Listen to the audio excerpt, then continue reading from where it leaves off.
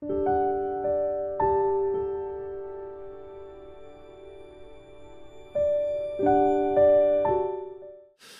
안에 사랑하는 성도 여러분, 우리가 흔히 생각하기를 장애인들은 정상인들보다 늘 열등하고 또 부족하다, 이렇게 생각하실 수 있는데 꼭 그런 것만은 아닙니다. 여러분, 장애인이기 때문에 더 발전되어진 영역도 있으니, 오늘 말씀해 보니 그는 시각장애인이었습니다. 보지 못하였지만 그에게는 남들이 갖지 못한 그와 같은 영적인 그 영역에 있어서는 남달랐습니다. 물론 다 그런 것은 아니죠. 이 신체나 또는 마음의 장애로 인하여 자신이 열등감 속에 자포자기하고 어려움 속에 거하는 모습들, 그렇게 세월을 보내는 모습들 왜 없겠습니까? 그러나 자신의 그와 같은 상황을 직시하고 겸손한 마음으로 그 자리에서 더 잘 되기를 바라는 마음으로 애쓰는 자, 결코 절망은 있을 수가 없습니다. 오늘 말씀을 통해서 우리가 배우는 것이에요. 그러므로 진주와 같은 모습이죠. 그 고통 중에서 영롱한 빛을 발하는 진주가 되는 것처럼 그의 인생이 그처럼 아름다운 빛을 발하는 모습이 될 수가 있습니다. 여러분, 우리의 인류 역사 속에 이와 같은 모습은 많이 있었어요. 그 중에 우리가 익히 기억하고 또 기억하는 이름이 있으니 헬렌 켈러, 여러분은 그 이름을 들어보셨을 겁니다. 여러분, 그는 보지 못했어요, 듣지 못했어요, 그리고 말을 하지 못했습니다. 이 삼중고의 이 고난 속에서 오히려 그 장애를 발판으로 삼아서, 여러분, 그가 어떠한 모습이 됩니까? 나중에 작가가 되고, 그리고 또한 교육가가 되고, 또한 사회 운동가가 되어서 그 어느 사람들보다도 더 빛나는 모습으로 그 인생을 살았습니다. 여러분, 세상의 모습을 보면 볼 수 있는 눈이 있지만, 들을 수 있는 귀가 있지만, 말할 수 있는 입이 있지만 훨씬 그보다도 못한 모습으로 세월을 허송하는 모습들이 얼마나 많은지 알 수 없습니다. 오늘 성경에 등장하는 이 장애인, 보지 못하는 시각장애인, 그 서름 속에서 비관하여 이 세상에 있는 듯 없는 듯 그렇게 허망한 인생으로 삶을 흘려보낼 수도 있었을 것입니다. 그러나 그는 그러지 아니했습니다. 어떻게 그것이 가능했을까요? 그에게는 남다른 영적 분별력이 있었기 때문이죠. 여러분, 이 영적 분별력, 그 믿음이 있었기 때문에 어느 한날 그 믿음을 보신 예수 그리스도께서 그에게 다가오셨고 그의 인생을 완전히 변화시키는 놀라운 역사를 체험할 수가 있었던 것입니다. 한 기자가 이 헬렌 켈러에게 물었어요. 보이지 않는다라고 하는 것은 두려운 일 아니겠습니까? 그렇게 질문할 때 이 헬렌 켈러는 이렇게 대답을 했습니다. 두 눈이 있는데도 볼 것을 보지 못하는 것보다 맹인이 되어 마음의 눈을 가지고 볼 것을 보는 자가 훨씬 더 낫습니다. 그렇게 답을 했어요. 대단한 답 아니겠습니까? 여러분, 이와 같은 모습은 그 마음이 더럽혀져서 정말 눈으로 볼 것을 보지 못하는 자들에게는 정문일침이요, 또한 고난과 환난 중에서도 포기하지 아니하고 이와 같은 자신을 개발하여 나가는 자에게는 담배와 같은 격려의 답이요, 작은 일에도 힘들어하고 지치고 아파하는 아마도 저와 같은 부류의 사람들에게 있어서는 가슴 뭉클한 도전이 되는 답이겠죠. 여러분, 오늘 본문에 등장하는 이 시각 장애인은 마가복음에 그 이름이 기록되었어요. 그 이름이 바로 바디메오입니다. 우리에게 익숙한 친숙한 이름 아니겠습니까? 그는 당시 사회적으로 소외당하고 손가락질 당하는 참 불우한 인생을 살아가는 한 사람이었습니다. 그런데 앞에서 말씀을 드린 것처럼 그에게는 남다른 믿음이 있었어요. 그러므로 포기하지 아니했습니다. 여러분, 그 믿음이 어디서 왔는가? 바로 예수 그리스도, 누구보다도 그 예수 그리스도에 대해서 그는 잘 알고 있었습니다. 당시 존경받기를 원하는 이 바리새인들, 서기관들, 또한 사내들인 공회원들, 비록 그들은 성경을 연구하고 그리고 이 바디메오와 달리 보는 눈도 있었지만, 그러나 그들은 예수님이 누구신지를 알지를 못했어요. 예수님의 실체를 볼 수 있는 능력이 없었습니다. 그런데 이 바디메오는 이 영적인 분별력이 있었으니 그에게는 영안이 있었다, 이렇게 표현할 수 있겠습니다. 여러분, 이 사람이 볼 수 있는 신체적 기관이 눈만 있는 게 아니에요. 사람은 이 육안이 있을 뿐만 아니라 심안이 있다 그러죠. 마음의 눈, 이 마음의 눈으로 볼 수 있는 것은 무엇이 진심이고 무엇이 거짓인지를 볼 수 있습니다. 그런데 믿음의 사람들은 거기에 한 가지 더 추가할 수 있으니 영안이 있어요. 그러므로 육안과 심안과 영안을 가지고 있습니다. 여러분, 이 영안은 소위 spiritual discernment라고 하는데 영적인 통찰력, 영적인 분별력이라고 할 수 있습니다. 이와 같은 영안은 열려야 보는 것인데 누가 열어주시는가? 하나님께서 열어주세요. 그래서 이 영안이 볼 수 있는 것은 그 때가 있습니다. 특별한 때. 예를 들어서 반모셈에 유발당한 사도 요한은 하나님께서 그 영안을 열어주시니 저 신령한 천국을 볼 수 있었고, 그 내용을 기록한 것이 요한계시록이에요. 그런가 하면은 그에게 날라오는 이 돌로 인하여 순교를 당하지만, 여러분, 스데반 집사님은 영안이 열려 하늘의 보좌, 그리고 하나님의 보좌 우편에 서신 예수님을 볼 수가 있었습니다. 열왕기하 6장의 내용이에요. 아람 군대가 포위를 하게 되니까 엘리사의 이 사환인 이 청년이 두려움에 떨어요. 우리가 이제 죽게 되었구나. 정작 볼 것을 보지 못하는 영적으로 무지한 모습이었죠. 그때 이 엘리사가 기도를 합니다. 그 내용이 열왕기하 6장 17절에 있는데요, 그 기도의 내용을 우리 같이 읽도록 합니다. 시작.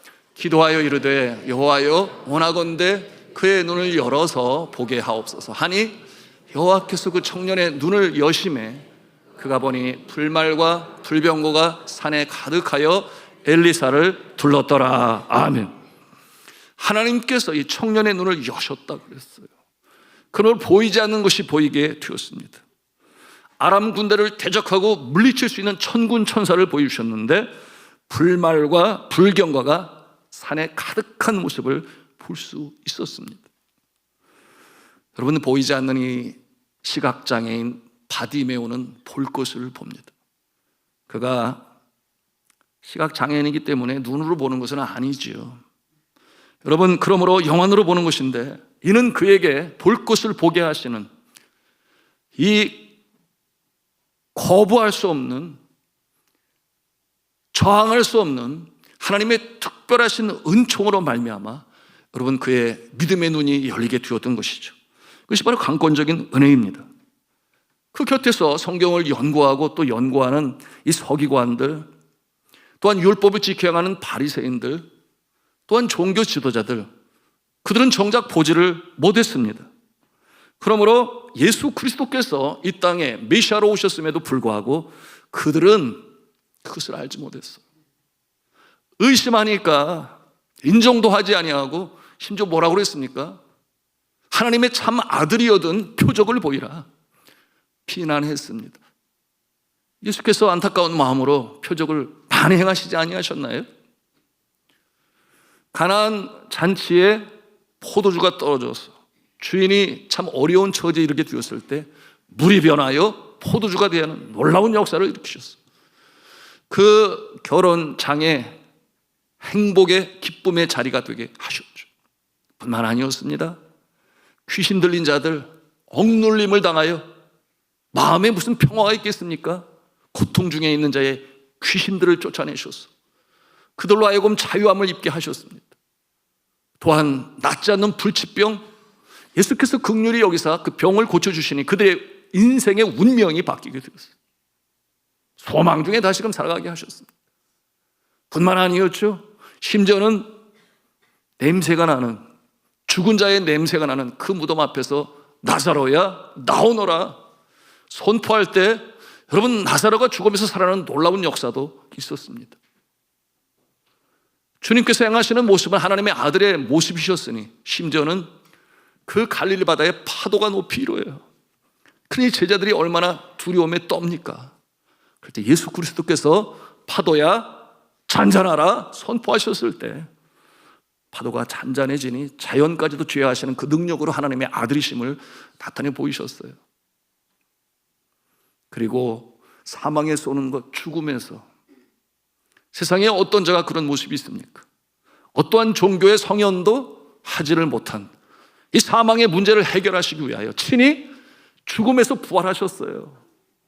그러므로 부활의 첫 열매가 되시고 우리에게 소망을 주셨는데 정작 이 바리새인들, 서기관들, 종교 지도자들 그들의 영안이 닫혀 있습니다. 보지를 못해요. 그런데 오늘 바디메오는 그것을 보는 거예요. 여러분, 이와 같은 모습에 대해서 성경은 뭐라고 말씀하시는가? 너희들은 교만하지 말아라. 교만이 자칫 보아야 할 것을 보지 못하게 하는 장애물이 된다. 자, 이 말씀이 이제 고린도전서 1장 27절에서 29절에 있는 말씀인데 우리 같이 읽도록 합니다. 시작.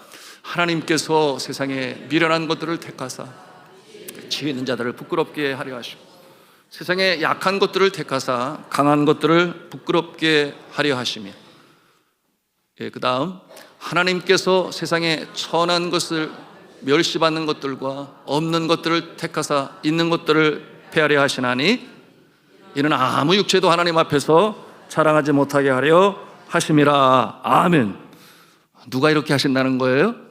하나님께서. 전에 사랑하는 성도 여러분, 우리는 교만하면 안 됩니다. 교만은 패망의 선봉장이에요. 하나님께서는 교만한 자를 대적하시고 겸손한 자에게 은혜를 베푸십니다. 그러므로 우리는 교만하지 말아야 됩니다.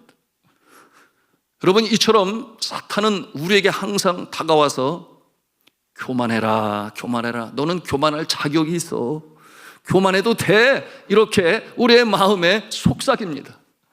여러분, 이럴 때 우리가 넘어가면 안 돼요. 우리의 마음을 잘 지킬 수 있어야 하는데 한번 한 음성으로 하겠습니다. 모든 지킬 만한 것들 중에 너희 마음을 지키라. 생명이 근원이 이에서 남이니라. 아멘이. 예. 바디메오는 심령이 가난한 자였죠. 예수님께서 말씀하시기를 심령이 가난한 자는 복이 있나니 천국이 그들의 것이라 말씀하셨습니다. 그는 육체적으로 이처럼 장애인이었으니 그 마음이 가난하고 또 한편으로는 겸손할 수밖에 없어요. 여러분, 이와 같은 모습은 너무나 중요한데 우리 믿음의 사람들이 갖춰야 할 자세. 여러분, 수도사들은 평생 수도원에서 무소유의 모습으로 자신을 깨뜨리고 자신과 씨름을 하면서 이 심령이 가난한 상태를 유지하기 위하여 그처럼 애쓰는 것 아니겠습니까? 바디메오는 육적으로 장애인이요, 그러기에 심령은 더욱더 가난했습니다. 그러기에 예수님을 만나기를 아주 심히 고대했지요. 그리고 예수님을 만났을 때 크신 온청을 입게 됩니다.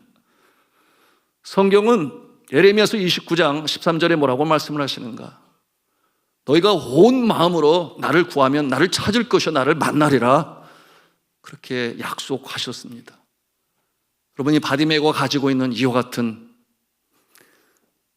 예수 그리스도를 만나기를 원하는 모습, 그 믿음 우리가 함께 보고 배우기를 원하는데요, 우리를 향하신 주의 은혜 함께 나누기를 원합니다.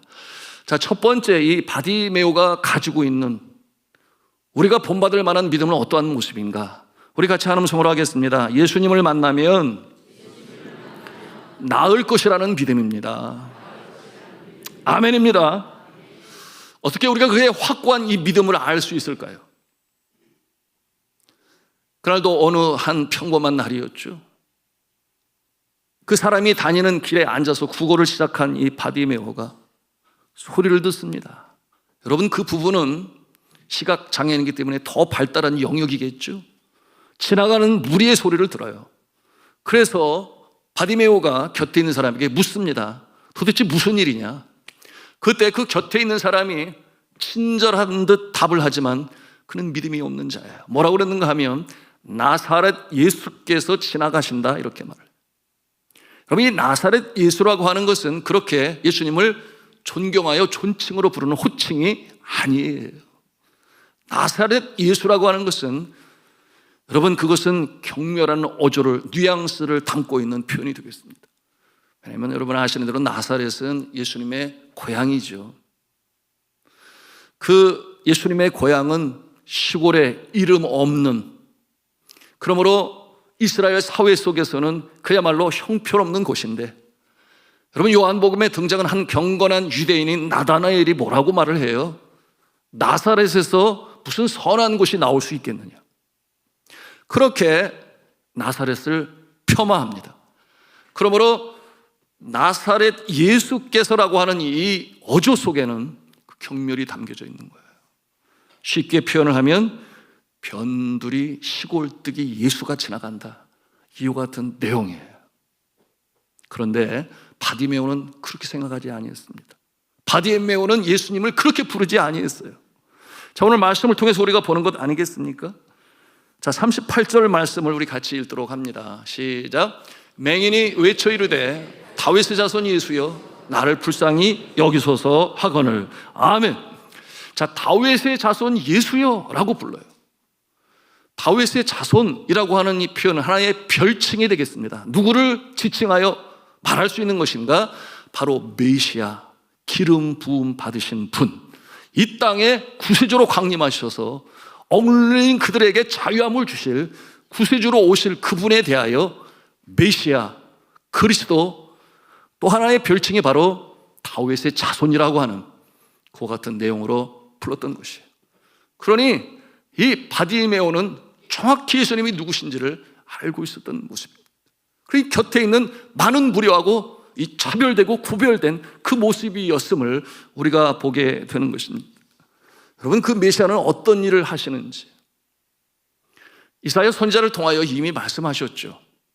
그러므로 예수 그리스도를 메시아로 보는 자는 기대하는 바가 있으며 소망하는 바가 있는데, 하나님께서는 자기의 기쁘신 뜻을 위하여 너희로 소원을 두고 행하신다 그랬어요.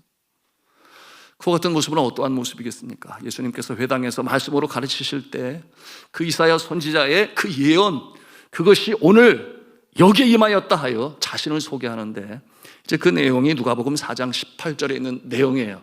우리 같이 그분은 어떠한 분이신가 같이 읽겠습니다. 시작.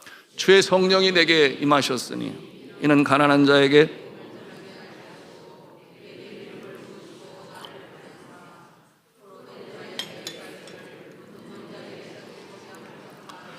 눌린 자를 자유롭게 하고 주의 은혜의 해를 전파하게 하려 하심이라. 할렐루야. 뭐라고 말씀을 했어요? 아마도 이 시각장애인 바디메오에는 가장 크게 다가온 것이 바로 이 부분이겠죠. 눈먼 자에게 다시 보게 함을 전파하며. 그러니 그의 마음속에는 이미 확고한 믿음 가운데 견고히 서 있어요. 내가 예수님만 만나면 나의 기구한 운명이 바뀌게 될 것이다. 바디메오는 믿음이 있습니다. 나의 운명을 타개할 분은 오직 한 분, 예수 그리스도. 이 땅에 메시아로 오신 다윗의 자손. 그러므로 그와 같은 열망을 가지고 기대하며 소망하고 있었는데, 이처럼 그 무리 가운데 예수님이 지나가신다고 하니까 그처럼 부르는 거예요. 다윗의 자손 예수여 나를 불쌍히 여기소서. 여러분, 그 많은 군중 속에 예수님이 들으시는 귀가 있어요. 뭐겠습니까? 누가 나를 다윗의 자손으로 부르고 있느냐. 그러므로 예수님께서는 가던 길을 멈추시고 그를 나에게로 데리고 오라 말씀하시죠. 이미 그 믿음을 보신 거예요. 이미 역사는 나타날 것을 예견하고 있는 것입니다. 그러므로 예수님께서는 그를 부르셔서 놀라운 역사를 일으키니 그 믿음으로 말미암아 약함이 강함이 되었습니다. 슬픔이 기쁨이 되었습니다. 절망이 소망이 되었어요. 저주가 축복이 되었습니다. 완전히 180도 바뀌는, 자신의 인생의 운명이 변하는 놀라운 역사를 체험하게 되었습니다. 여러분은 그런 별명이 있는데, 조선의 삭개오 들어보셨나요? 조선에 삭개오가 있었나? 저 유대 땅에만 있었던 거 아닌가? 그런데 조선에 삭개오라고 하는 그런 별명을 가진 자가 있었습니다. 그는 평안도 정주에서 살고 있는 자였는데 그는 무당이었어요. 그런데 오늘 말씀의 주인공처럼 보이지 않는 시각 장애인이었습니다.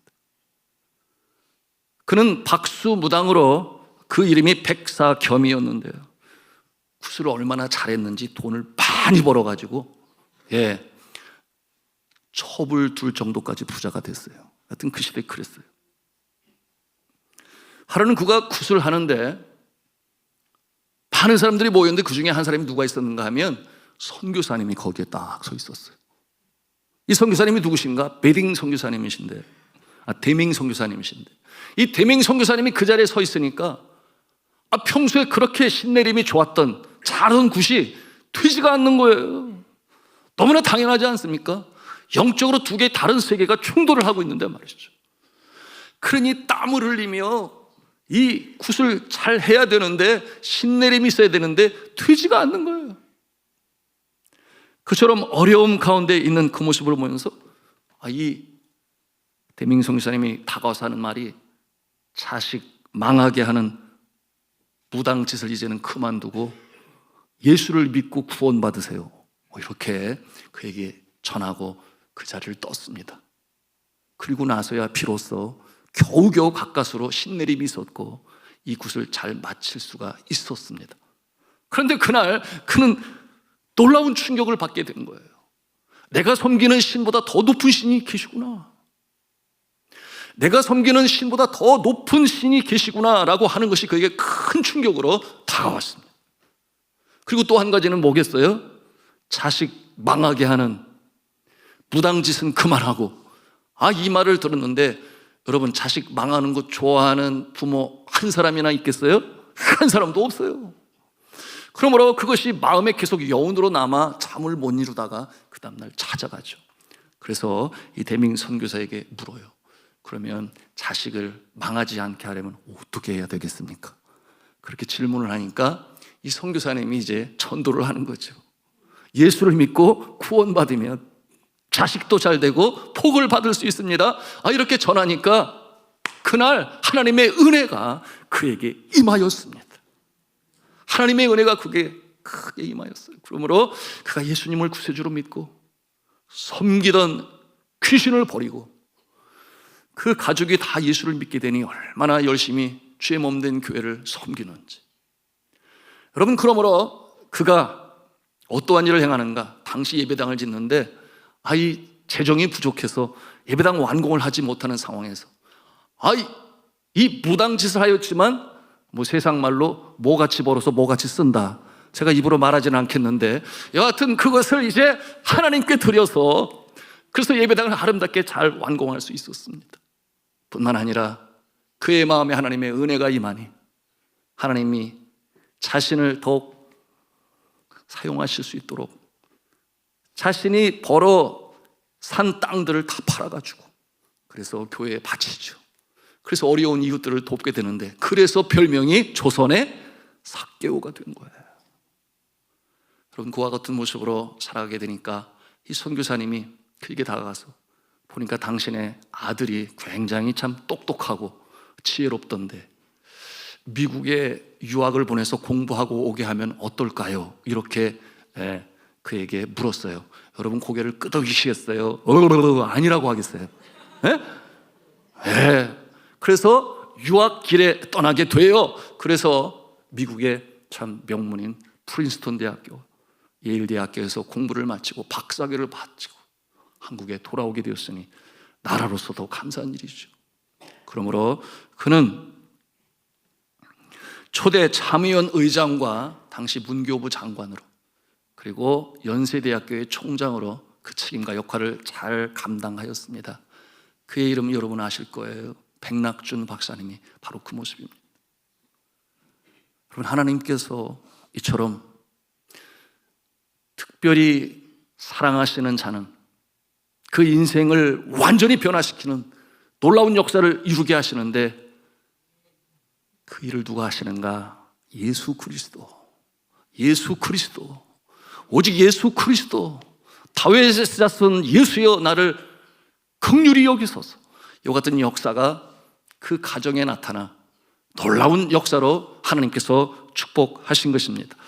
그렇습니다. 오늘 성경 바디메오는 예수님을 만남으로 기구한 운명이 이처럼 복된 인생으로 바뀌었습니다. 여러분, 믿음이 살립니다. 이 믿음은 살리는 믿음이에요. 여러분, 세상은 그러지 못합니다. 그러나 이 살리는 믿음, 여러분도 이와 같은 믿음으로 말미암아 하나님의 크신 은혜를 체험하시는 복된 성도가 되시기를 주님의 이름으로 축원합니다. 그러면 바디메오의 둘째 믿음은 어떠한 믿음일까요? 우리 함께 보기를 원하는데 우리 한 음성으로 하겠습니다. 장애물을 뛰어넘는 믿음입니다. 누가 막아도 포기하지 아니해. 이와 같은 믿음을 어떻게 비유할 수 있을까? 저는 그런 생각을 해봅니다. 어떠한 장애물이 닥쳐올 때 이 장애물은 믿음과 어떤 연관이 있는가? 여러분이 살리는 믿음은 장애물이 닥쳐올 때 그것은 목표를 향한, 여러분, 오히려 불쏘시개가 된다라고 하는 거예요. 잘 이해가 안 되십니까? 우리 같이 한번 한 음성으로 했습니다. 장애물은 목적을 이루는 불쏘시개다. 장애물은 목적을 이루는 불쏘시개다. 다시 말하면 주님의 영광을 위하여 이루기를 원하는 이 목표를 가지고 나아갈 때 부딪혀오는 여러 가지 많은 어려운 일들이 장애물이라 할 수 있는데, 오히려 그것들로 인하여 오히려 내 마음에는 더욱더 뜨거운 이 믿음을 가지고 그 목표를 향해 나갈 수 있다. 그것이 바로 이 살리는 믿음이요, 장애물은 목표를 이루며 불쏘시개가 된다라고 하는 것입니다. 자, 오늘 말씀에 우리가 그와 같은 모습을 보게 돼요.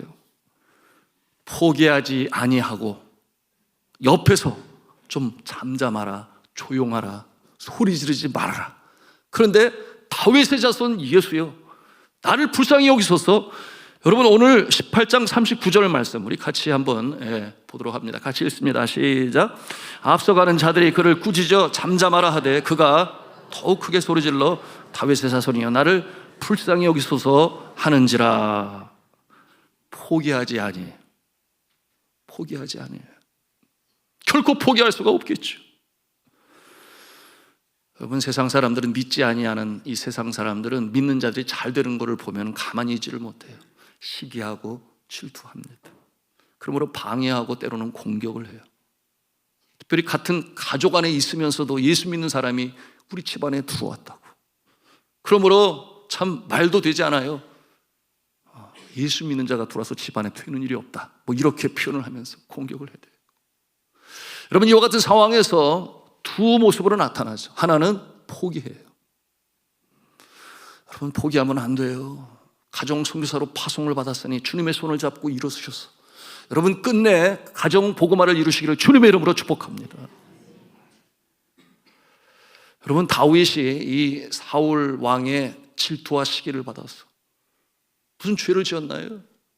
그런데 쫓기는 자가 되고 도망자가 되고 생명의 위협 속에서 보낸 날들이 10년이나 넘죠. 여러분, 그와 같은 상황에서 그가 하나님 앞에 하소연하며 토설적 기도를 하는 내용이 이제 시편 11편에 나와 있는데 1절의 내용이 어떠한가?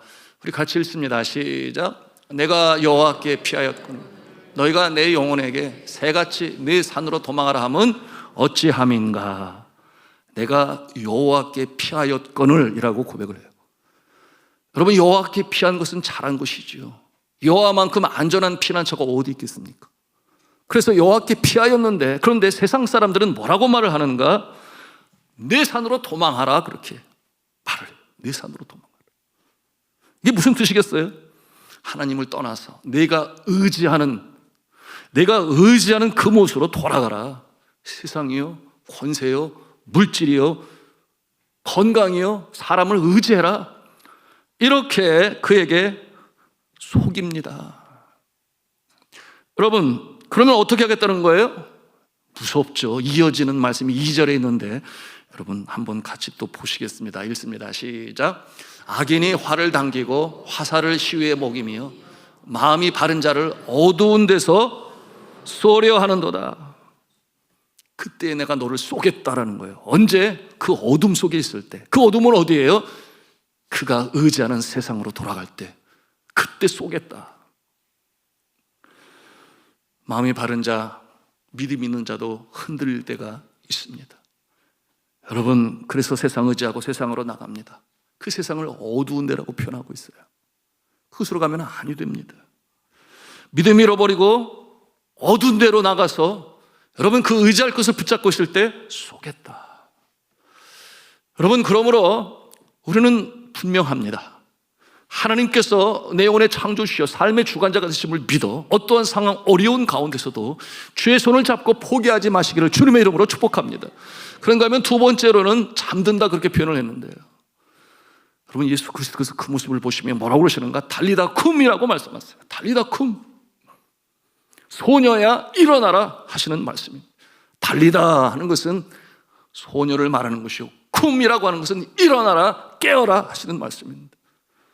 회당장의 딸이 죽었을 때 예수 그리스도께서 다가가셔서 달리다 쿰으로 명령하실 때 이 소녀가 일어납니다. 여러분, 깨어 있으시기를 축복합니다.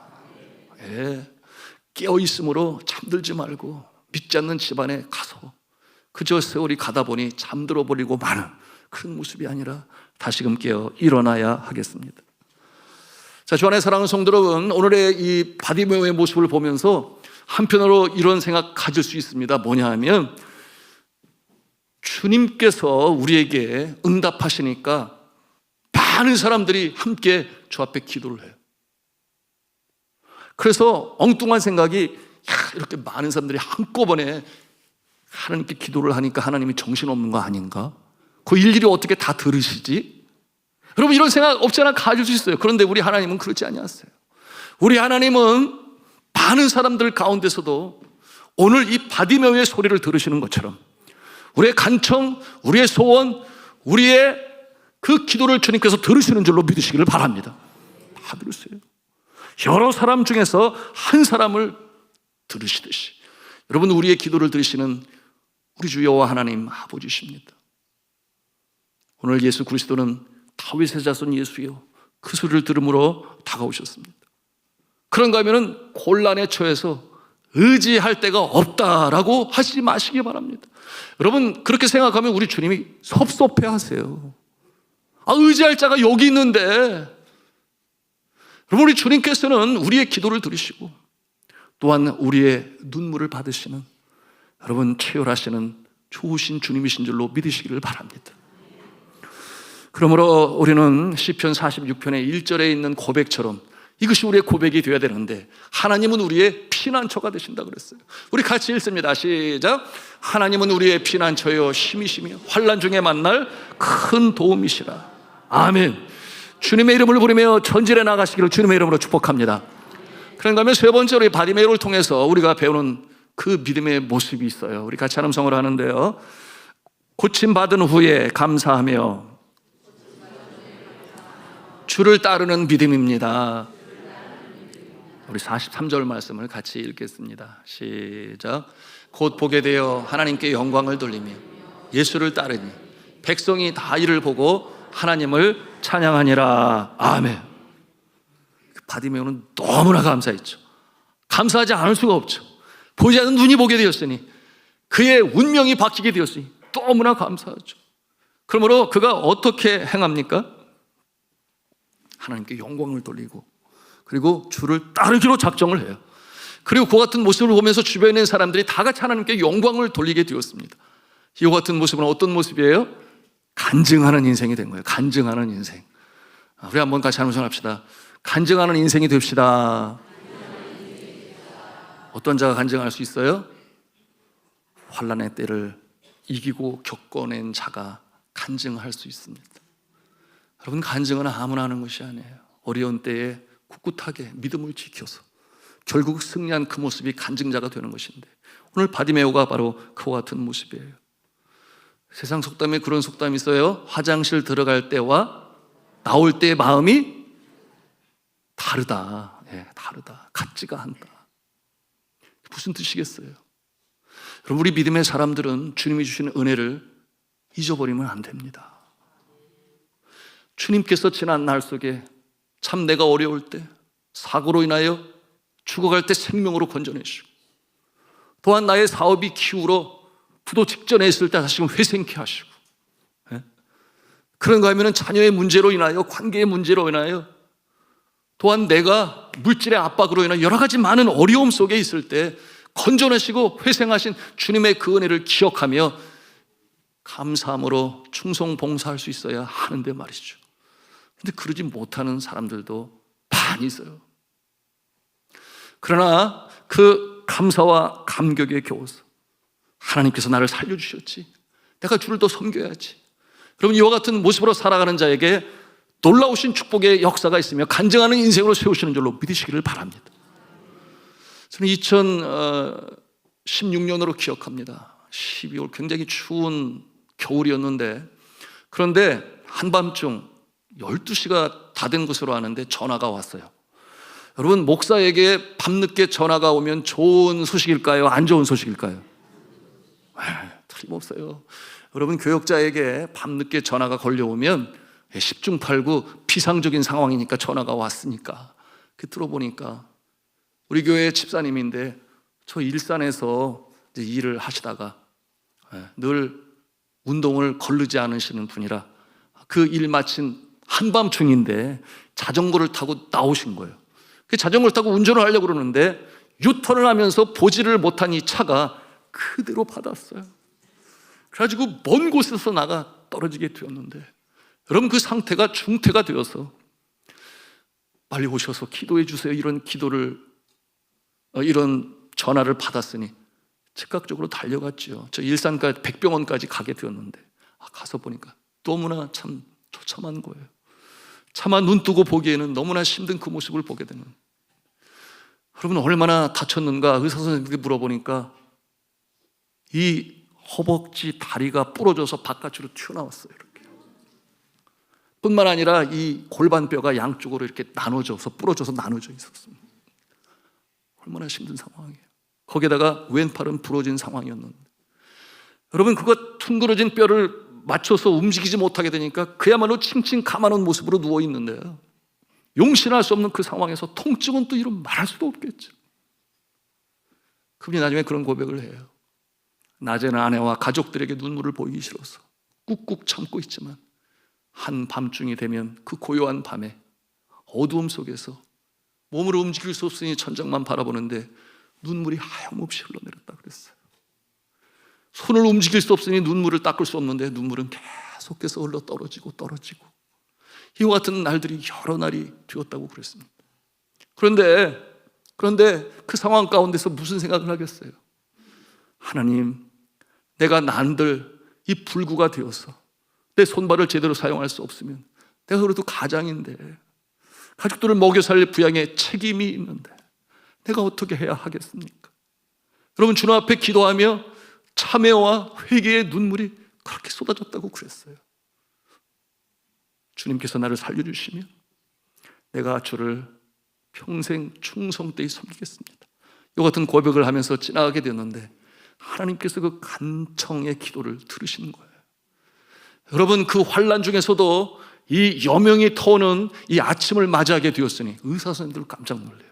그 어려운 중태 상황에서 3개월 만에 퇴원할 수가 있었어요. 그러므로 그 회복의 역사는 빛의 속도로 이루어졌는데, 그렇게 하나님께서 고치시는데 오늘 아침에 물어봤어요. 어떠냐 했더니 전혀 끄떡 없습니다. 지금도 운동 열심히 잘하고 있습니다. 저는 그분을 볼 때마다 기적이 딴 게 아니지, 저분이 기적이지, 저는 그렇게 생각을 하는데, 지금도 산업 현장에서 건축과 토목 이와 같은 일로 충성을 하고 있습니다. 뿐만 아니라 주의 몸된 교회에서 주차 봉사위원으로 수고하시잖아요. 무슨 아실 분은 다 아실 텐데, 변함이 없는 상록수와 같이 봄, 여름, 가을, 겨울 추위에도 불구하고 한결같은 모습으로 주님을 충성하는 그 모습을 볼 때 하나님께서 기뻐하시겠다. 주 안에 사랑하는 성도들, 이제 말씀을 마치고자 합니다. 오늘 이 바디메오는 운명을 변화시키는 주님을 만납니다. 여러분, 그의 마음에는 다윗의 자손 예수라고 하는 메시아에 대한 믿음이 확고히 서 있었습니다. 여러분, 이와 같은 모습으로 인하여 그는 그 놀라운 날을 맞이하게 되었죠. 여러분, 그의 믿음은 어떠한 믿음이라고 그랬어요? 첫째는 예수를 만나면 나을 것이라고 하는 믿음, 새로운 소망 중에 일어날 것이라고 하는 믿음. 그런가 하면 두 번째는 뭐라고 그랬습니까? 누가 막아도 포기하지 아니하는 장애물을 뛰어넘는 믿음이라고 그랬어요. 그런가 하면 세 번째로는 주님께서 주신 그 은혜에 감사하여 간증자의 모습으로 감사하며 주를 따르는 모습이라고 했습니다. 여러분, 이와 같은 역사가 여러분의 삶에 있으므로, 특별히 어려운 때에 주를 의지하심으로 말미암아 그 믿음으로 일어서셔서 승리의 찬가를 부리며 천지에 나가시는 산돌의 성도가 다 되시기를 주님의 이름으로 축복합니다.